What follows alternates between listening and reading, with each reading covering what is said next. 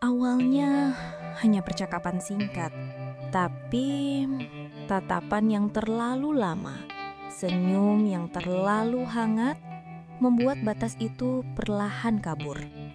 Apakah ini sekadar perhatian atau sudah melangkah terlalu jauh? Assalamualaikum warahmatullahi wabarakatuh. Halo sahabat semua, apa kabar hari ini? Semoga kita selalu dalam lindungan Allah SWT, diberi kesehatan dan rezeki yang berlimpah.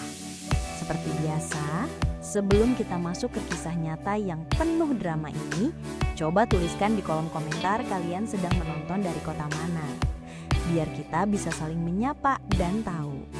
Dan jangan lupa ya, dukung channel ini dengan cara klik tombol subscribe, aktifkan lonceng notifikasinya, lalu berikan like dan share video ini, supaya semakin banyak orang bisa ikut merasakan hikmah dan pelajaran dari cerita nyata yang akan kita dengar malam ini.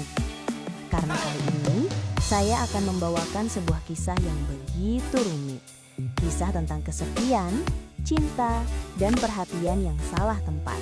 Jangan lewatkan sampai akhir ya, karena ada pelajaran berharga yang bisa kita ambil bersama. Mari kita mulai kisahnya. Namaku Lestari, seorang wanita berusia 45 tahun. Banyak orang mungkin akan berkata bahwa aku wanita beruntung. Bagaimana tidak? Aku menikah dengan seorang pria yang dihormati banyak orang.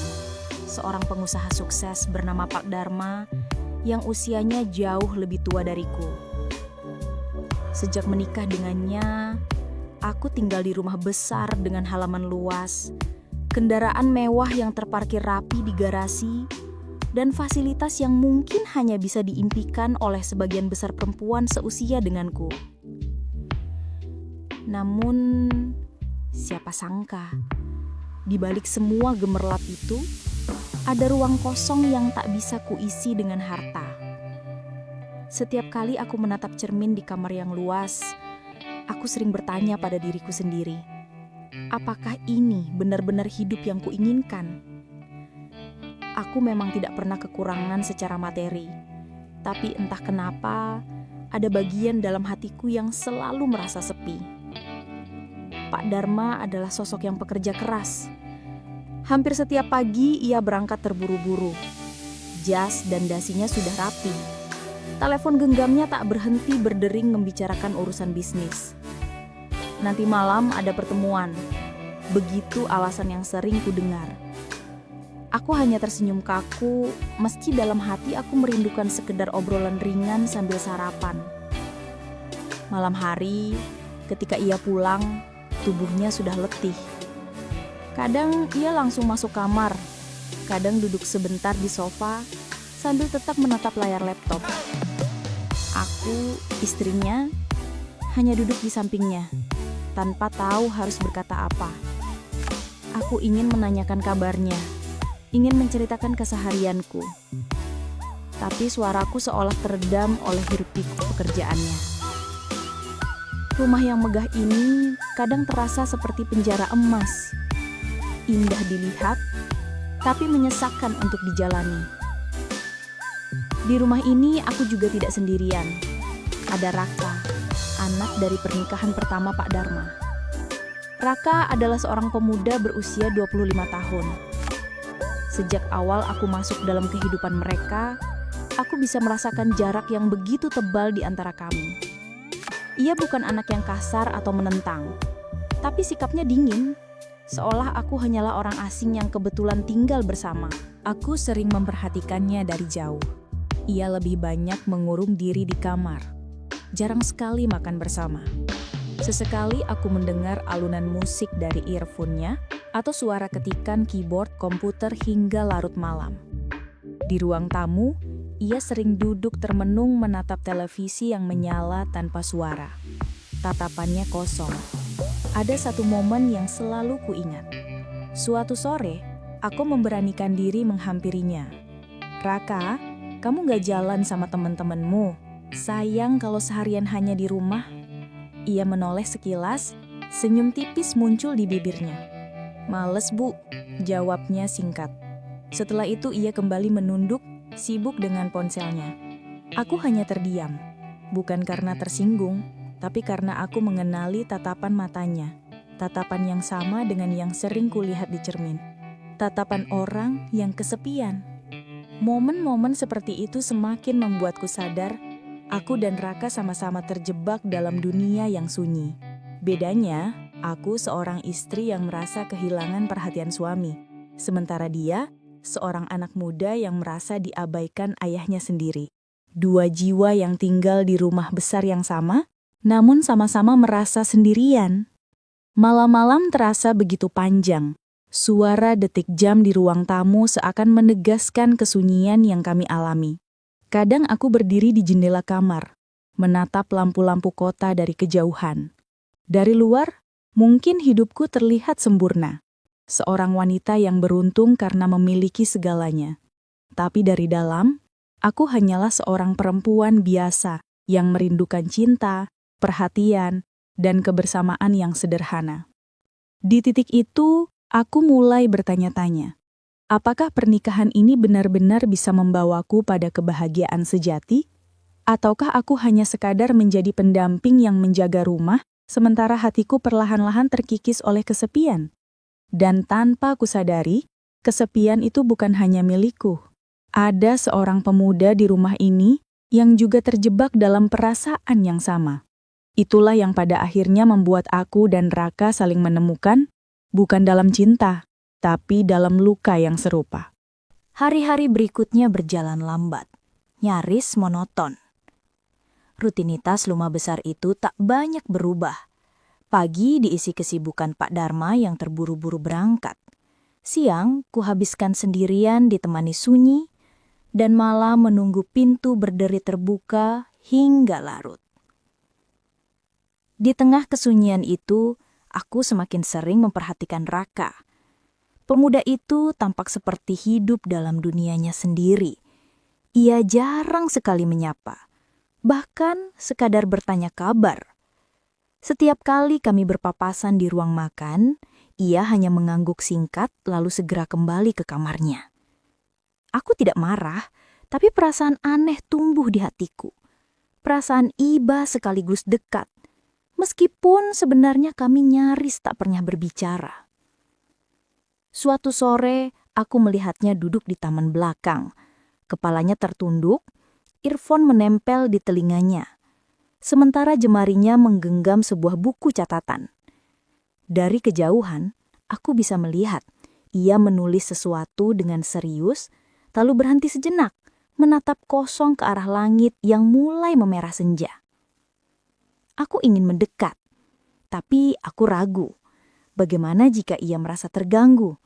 Bagaimana jika ia menolakku? Tapi langkahku akhirnya maju juga. Raka, panggilku pelan. Ia menoleh sebentar, lalu melepas earphone-nya. Iya, Bu. Suaranya datar tapi tidak dingin. Aku duduk di bangku seberangnya, mencoba tersenyum. Kamu suka nulis ya? Tanyaku melirik catatan di tangannya. Ia agak kaget, lalu menutup buku itu cepat-cepat. Ah, cuma iseng aja, Bu. Jawabnya singkat. Aku mengangguk, tidak ingin memaksa. Ibu dulu juga suka nulis, meski sekarang jarang. Kadang menulis bisa jadi cara untuk ngomong sama diri sendiri kan? Ucapku sambil mencoba mencairkan suasana. Raka menatapku sekilas, matanya seperti berusaha membaca niatku. Lalu ia mengangguk pelan. Iya, Bu. Percakapan sederhana itu ternyata menjadi awal. Setelah hari itu, Raka mulai sedikit terbuka. Kadang ia duduk bersamaku di meja makan, meskipun hanya beberapa menit. Kadang ia menanggapi ucapanku dengan kalimat lebih panjang, tidak sekedar ya atau tidak. Dan yang paling mengejutkan, ia pernah tersenyum. Senyum yang benar-benar tulus, meski hanya sesaat. Aku menjadari sesuatu. Kami berdua sama-sama haus akan perhatian. Aku rindu kehadiran suami yang jarang ada, sementara ia merindukan sosok ibu yang bisa mendengarkannya. Dua kekosongan yang berbeda, tapi sama-sama menyakitkan.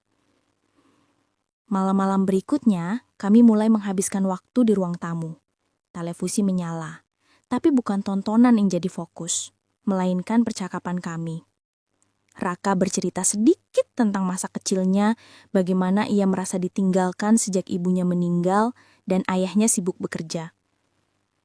Aku mendengarkan dengan seksama, dan dalam hatiku, aku merasa pilu.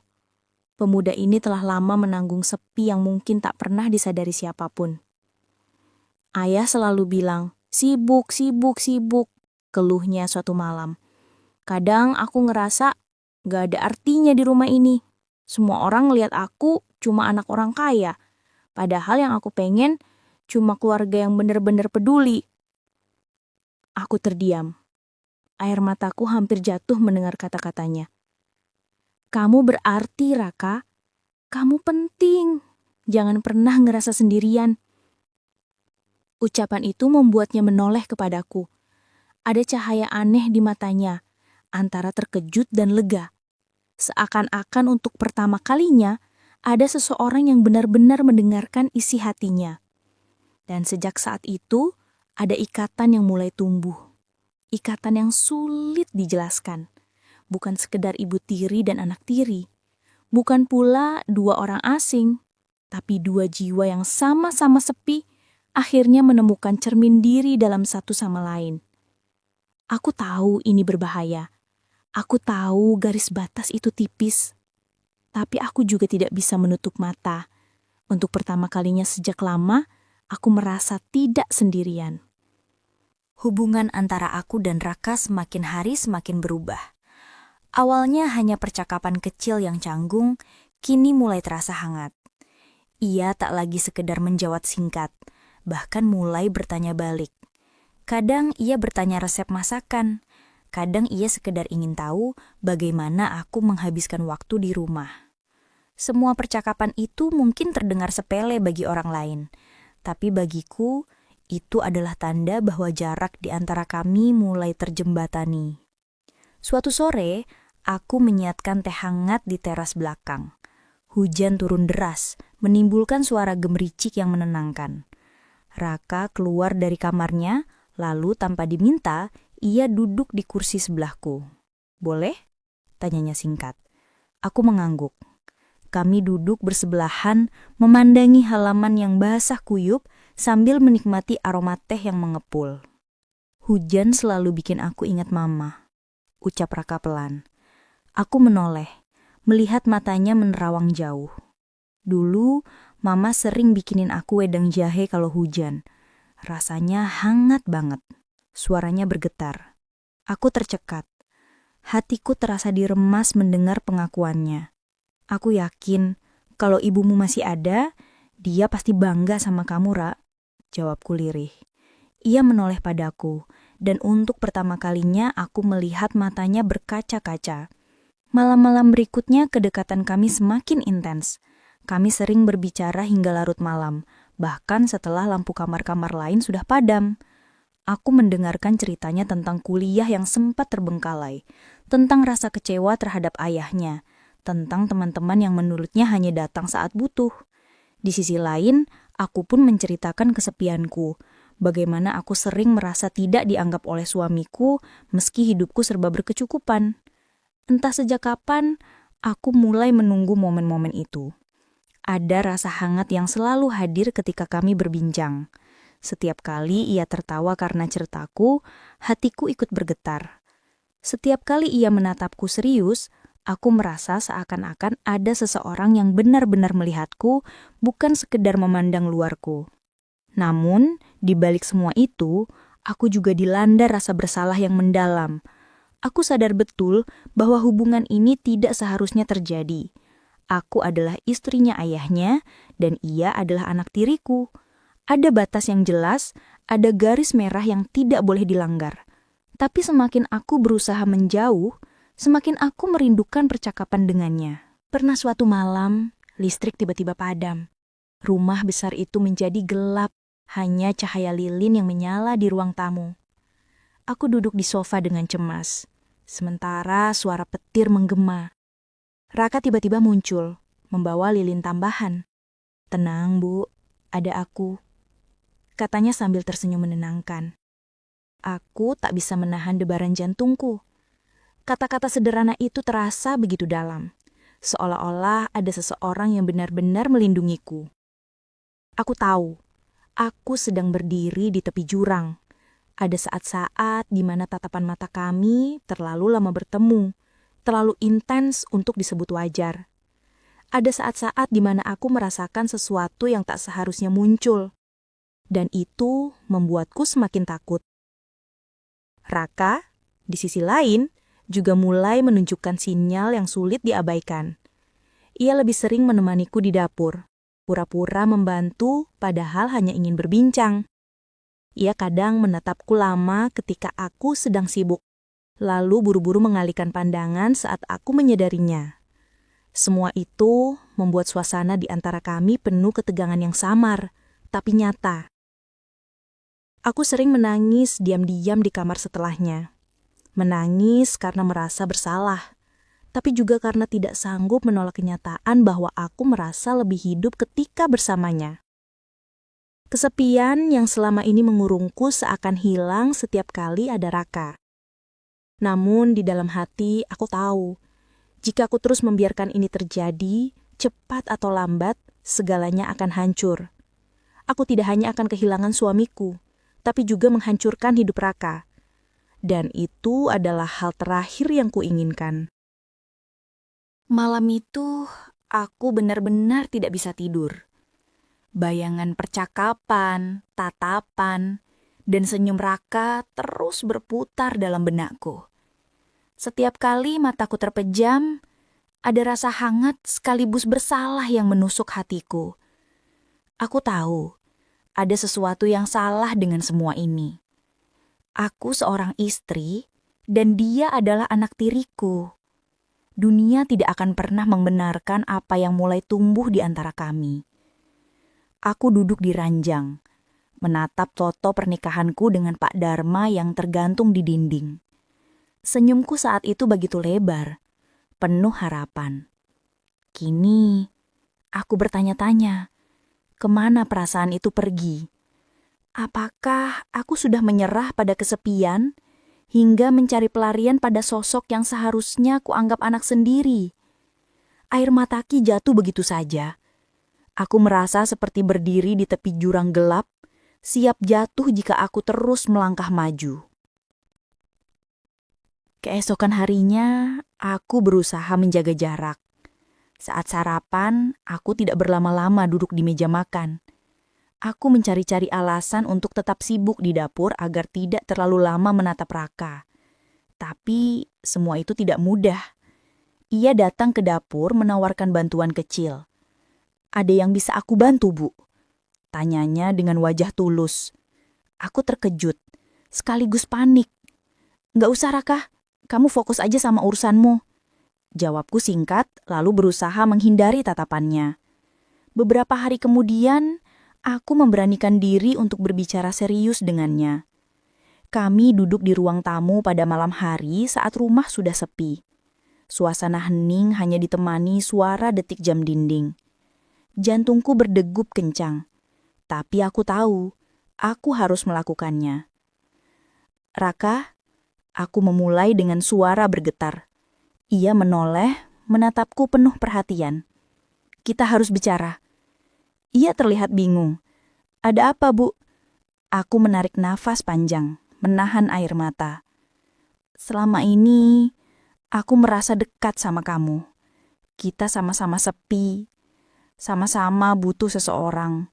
Tapi apa yang kita lakukan ini salah, Rak. Kita nggak boleh terus kayak gini. Kamu anaknya ayah, dan aku istrinya. Kalau kita terus membiarkan ini, kita bukan hanya menyakiti diri sendiri, tapi juga menghancurkan keluarga ini. Raka terdiam, wajahnya kaku. Matanya berkaca-kaca, seolah menahan sesuatu yang ingin ia katakan. Aku menatapnya dalam, hatiku terasa diremas. Aku ingin memeluknya, ingin menenangkannya. Tapi aku tahu itu hanya akan memperkeruh keadaan. Jadi aku menahan diri. Raka, aku sayang sama kamu.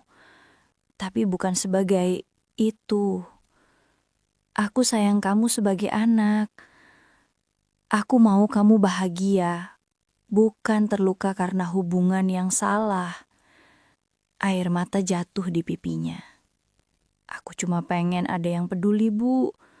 Selama ini aku ngerasa sendirian banget. Aku hampir tidak kuat menahannya. Tapi aku tetap mencoba tegar. Kalau kamu butuh didengar, aku akan selalu ada. Tapi kita harus tahu batasnya. Kamu juga harus berani ngomong sama ayah tentang perasaanmu. Jangan terus dipendam. Malam itu kami berdua menangis. Tangis yang sama-sama membawa rasa sakit, tapi juga kelegaan. Aku tahu, aku baru saja menyelamatkan diriku sendiri dari jurang yang lebih dalam. Dan lebih dari itu, aku ingin menyelamatkan Raka dari luka yang mungkin akan menghancurkan hidupnya jika kami tidak berhenti. Sejak malam itu, aku memutuskan untuk menjaga jarak secukupnya. Aku tetap peduli, tapi tidak lagi membiarkan kedekatan emosional itu berkembang menjadi sesuatu yang berbahaya. Aku tahu keputusan ini berat, tapi inilah satu-satunya jalan demi kebaikan bersama. Dan dalam hati kecilku, aku berjanji, aku akan berjuang bukan hanya untuk menjaga pernikahanku dengan Pak Dharma, tapi juga untuk menyembuhkan luka kesepian Raka dengan cara yang benar. Beberapa hari setelah pembicaraan berat itu, suasana rumah terasa janggal. Aku dan Raka berusaha menjaga jarak. Tapi di antara kami masih ada sisa perasaan yang tak terucapkan. Kadang aku melihatnya dari kejauhan, duduk di ruang tamu dengan wajah murung.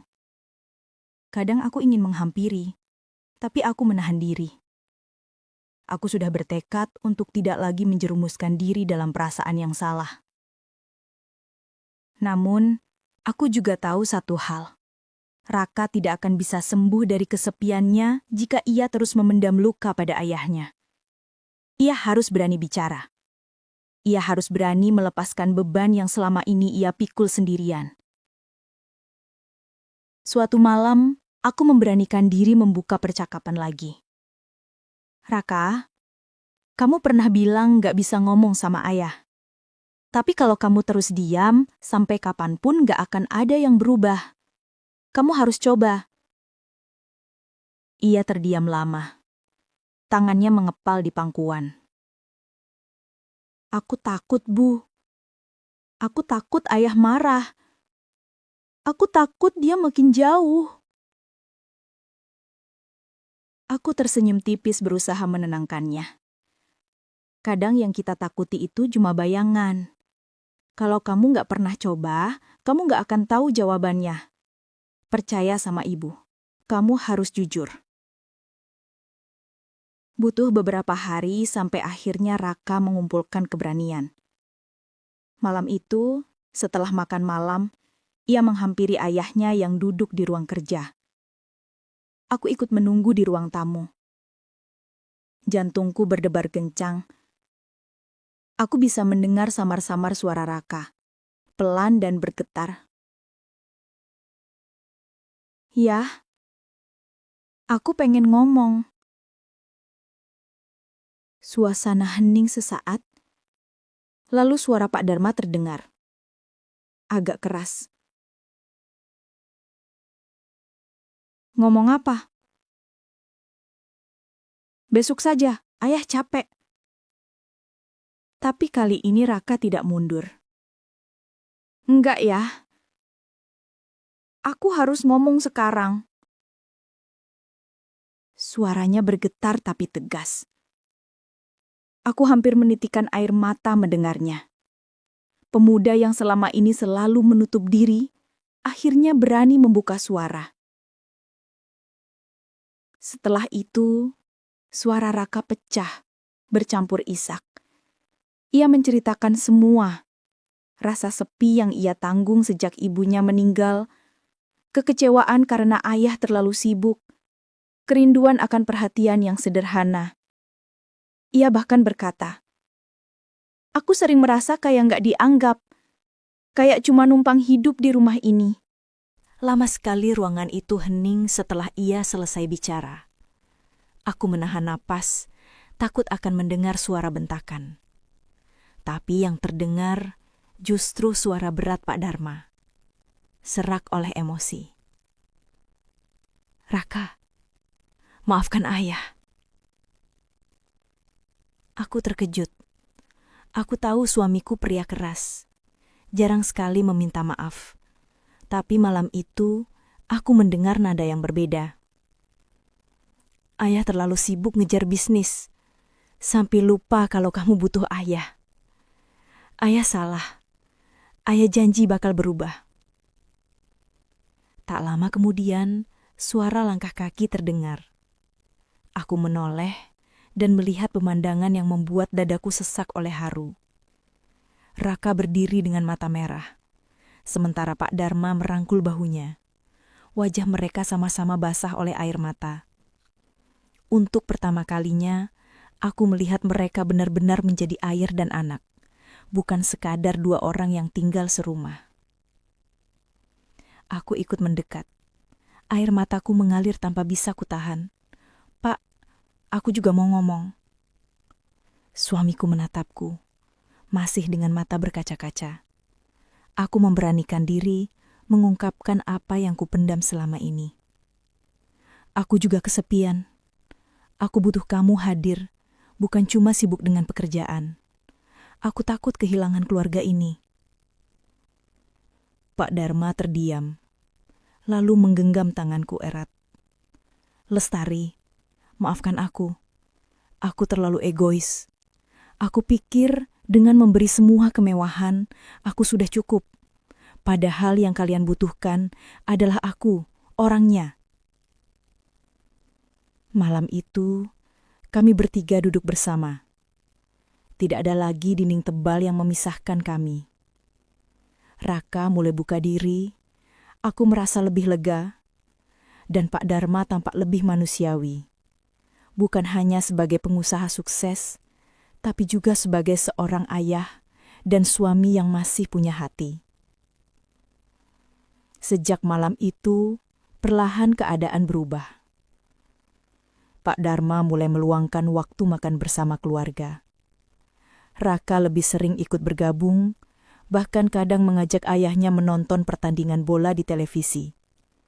Aku sendiri merasa lebih tenang, karena tidak lagi menanggung kesepian seorang diri. Aku tahu, ini bukan akhir dari segala masalah. Hidup rumah tangga dan keluarga pasti akan terus menghadirkan tantangan. Tapi malam itu mengajarkanku satu hal. Kejujuran mampu menyembuhkan luka yang paling dalam sekalipun. Hari-hari setelah malam penuh kejujuran itu terasa berbeda. Rumah yang dulu sering dipenuhi kesunyian, perlahan berubah menjadi tempat yang lebih hidup. Tidak lagi ada jarak setebal dinding antara aku, Raka, dan Pak Dharma. Memang tidak semuanya langsung sempurna. Tapi setidaknya kini ada usaha nyata dari kami bertiga untuk saling memahami. Pak Dharma mulai menepati janji kecilnya. Ia berusaha pulang lebih cepat beberapa kali dalam seminggu. Makan malam yang dulu selalu kulalui sendirian, kini terasa hangat karena ia duduk di meja bersama kami. Ia bahkan beberapa kali mencoba memasak menu sederhana bersama Raka di dapur. Adegan yang dulu sulit kubayangkan, kini menjadi nyata. Raka pun tampak berubah. Wajahnya yang dulu sering murung perlahan digantikan oleh senyum, meskipun kecil dan sederhana. Ia lebih sering duduk di ruang tamu, bukan hanya mengurung diri di kamar. Kadang ia bercerita tentang pekerjaannya, kadang ia hanya menonton televisi bersama kami. Tapi bagiku, itu sudah cukup untuk menunjukkan bahwa hatinya mulai terbuka. Aku sendiri juga merasakan ketenangan baru. Luka yang dulu menggerogoti hatiku perlahan sembuh. Aku sadar, apa yang sempat terjadi antara aku dan Raka hanyalah pelarian dari rasa sepi. Itu bukan cinta sejati, melainkan dua jiwa yang saling mencari penghiburan di tengah kekosongan. Andai saat itu aku memilih jalan yang salah, mungkin aku sudah menghancurkan keluargaku sendiri. Kini aku benar-benar belajar bahwa komunikasi adalah kunci utama. Selama ini aku terlalu diam, terlalu banyak menyimpan luka tanpa pernah benar-benar bicara. Begitu pula dengan Raka. Ia terlalu lama memendam perasaan diabaikan. Dan Pak Dharma, ia terlalu sibuk mengejar dunia hingga lupa bahwa keluarganya membutuhkan hatinya, bukan hanya nafkahnya. Malam-malam tertentu, aku masih duduk di teras belakang, memandangi hujan yang jatuh. Tapi kini, aku tidak lagi merasa sendirian. Ada suara-suara dari dalam rumah. Raka yang tertawa kecil, Pak Dharma yang memanggilku untuk ikut bergabung. Suara-suara itu menjadi musik baru dalam hidupku, menggantikan denting jam dinding yang dulu selalu terdengar begitu menekan. Aku tahu perjalanan kami masih panjang. Akan ada hari-hari di mana kesibukan kembali menyita waktu. Akan ada momen di mana salah faham bisa muncul. Tapi setidaknya, kini kami sudah tahu jalan pulang. Jalan untuk berbicara, mendengarkan, dan saling jujur. Itu adalah fondasi yang akan menjaga rumah tangga ini tetap berdiri. Dari semua yang terjadi, aku mengambil satu pelajaran besar. Kesepian bisa lebih berbahaya daripada pertengkaran. Ia bisa menyusup diam-diam, membuat hati rapuh, dan menjerumuskan kita pada keputusan yang salah. Tapi di saat yang sama, kesepian juga bisa menjadi titik balik. Jika kita berani jujur, berani mengaku lemah, dan berani meminta perhatian dari orang yang seharusnya ada untuk kita. Kini, setiap kali aku menatap foto pernikahan yang tergantung di ruang tamu, aku tidak lagi melihatnya sebagai simbol janji yang hampa. Foto itu menjadi pengingat bahwa cinta memang bisa retak, tapi juga bisa diperbaiki. Dan aku bersyukur karena sebelum terlambat, aku dan keluargaku memilih untuk memperbaikinya. Pesan moralnya, jangan pernah meremehkan arti perhatian kecil dalam keluarga. Senyum hangat, sapaan sederhana, atau obrolan ringan sebelum tidur bisa menjaga hati tetap terhubung. Jangan biarkan kesepian berlarut-larut, karena kesepian bisa lebih berbahaya daripada badai pertengkaran. Dan yang terpenting, jangan takut untuk jujur, karena kejujuranlah yang mampu menyelamatkan keluarga dari jurang kehancuran.